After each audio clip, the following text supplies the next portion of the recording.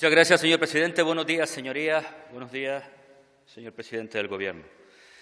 Recientemente, el presidente Sánchez planteaba como fecha tope el 9 de mayo para decaer, para finalizar el estado de alarma.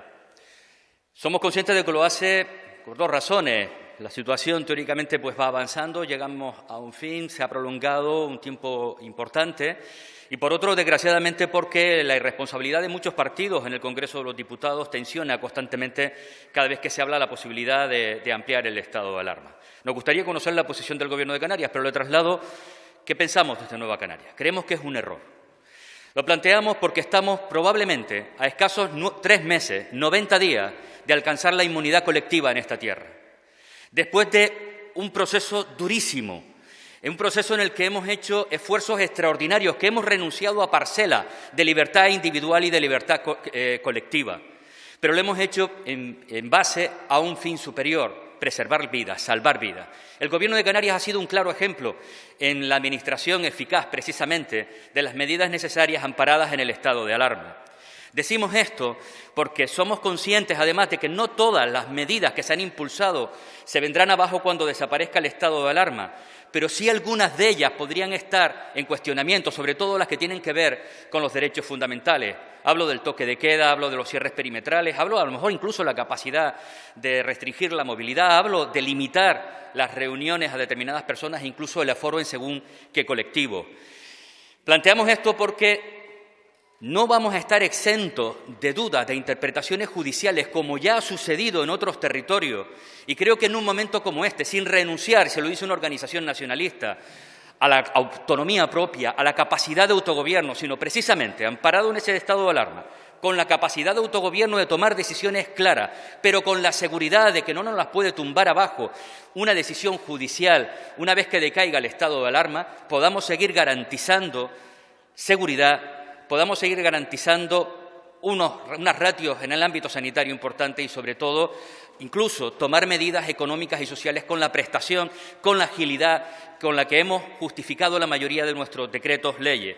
Por tanto, nos gustaría conocer cuál es la previsión, cuál es la visión del Gobierno de Canarias ante esta situación.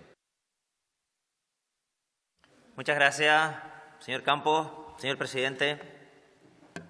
Muchas gracias.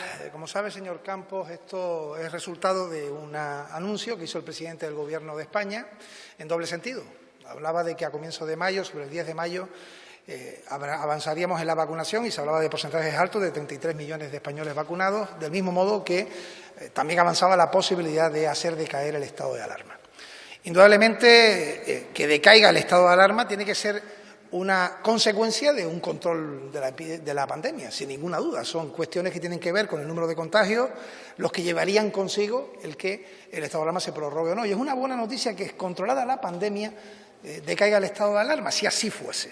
Si así no fuera, tampoco es una decisión del Gobierno de España, es una decisión del Parlamento español, que tendría que prorrogar el estado de alarma, y sería importante que no se repitieran circunstancias que vimos el año pasado, en el que se anunciaban apoyos a cambio de cosas o se intentaban bloquear estados de alarma que tenían que ser prorrogados ante una situación de emergencia por cuestiones partidarias. Y creo que ahí los partidos de gobierno y de oposición tienen que hacer o tener criterios de Estado. En cualquier caso, Canarias sí ha trasladado algunas de las circunstancias que nos preocupa en caso de que el estado de alarma decayera. La primera es el control en puertos y aeropuertos. Nosotros entendemos que debe seguir siendo obligatoria.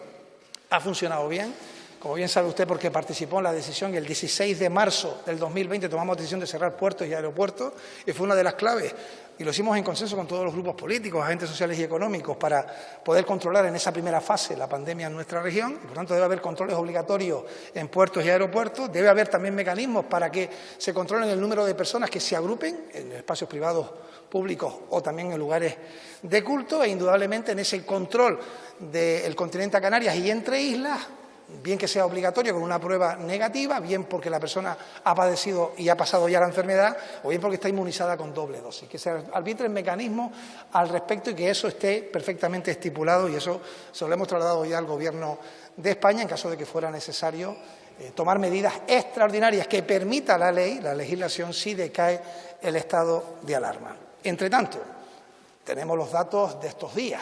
Las cosas van aparentemente a mejor, sin lanzar falsas expectativas. Hay que seguir cuidando las restricciones. Hay comunidades que empiezan ahora a abrir la restauración y serán días claves para saber qué ocurre finalmente con el estado de alarma.